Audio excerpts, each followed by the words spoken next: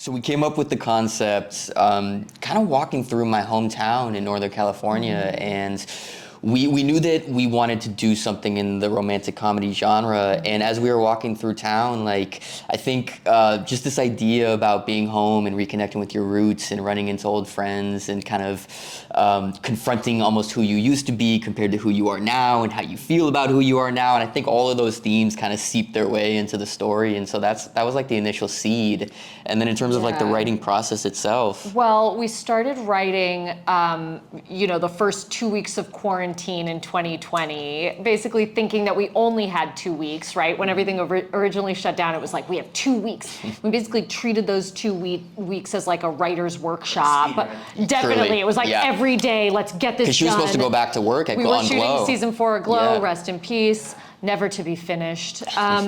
And we really thought we had those 2 weeks, so we knocked out our first draft in those 2 weeks, and then, we had another year and a half to kind of refine the script. Yeah. Tweak it. But like the physical writing, usually it's me at the computer and it's Alison standing up, walking back and forth, and me being like, all right, what would you say in this scenario? Dinner. And she's kind of acting it all out, and I'm writing it down. And I get a little, put music on. So the cast for this is, I was telling a friend, as you're like looking down, it's very much just a constant, oh, I love that person. Oh, that person. Oh, I love that person.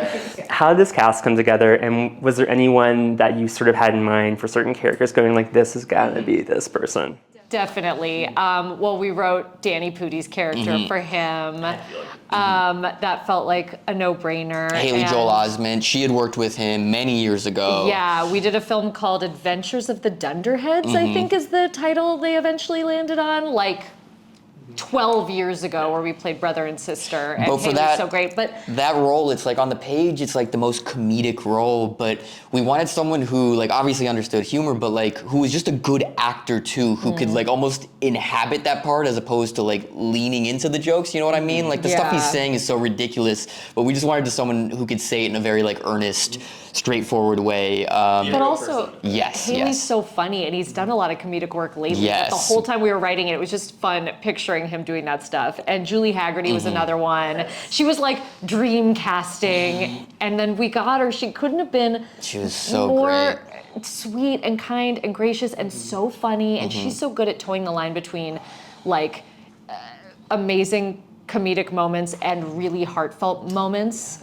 She was only on set for a few days, but like we all fell in love with her, and she's she is our mother. Like we adore Julie. The rest of the cast, we just got extremely lucky. We made a dream list of our top choice for every role, and they said yes. we wrote letters begging everybody. Yes, a lot of letters. And it was nice to feel like people connected with the material. One of the goals going into this is we didn't want to have any villains. Like, yes, they're all flawed, they're all making some mistakes, but at the end of the day, they're all just kind of going through like a difficult time and trying to process and trying to get back to like their truest self. And hopefully that kind of lends to this thing where as an audience, when you're watching, like, you don't know where it's gonna go, because like in certain moments you're rooting for one person, then you're rooting for another, and it's like, this is so messy, but hopefully feels real and relatable. I think we had to feel okay while we were writing it with being like, I don't think the audience will or should be rooting for my character the whole time. She makes some questionable decisions, and so does some other characters. And it's more about just, this is one of the reasons we love My Best Friend's Wedding, though. Yeah. It's like... Got a lot of homage to that movie, for sure. The best thing I did on both projects was I really spent a long time putting the team together, where obviously I wanted really talented people, but it was just as important to me that everyone was really nice and was going to work their ass off. And so it took a little bit longer to put everyone together, but at the end of the day, like, I'm looking around and I'm surrounded by all these like really great people, and it was this really nice and supportive environments.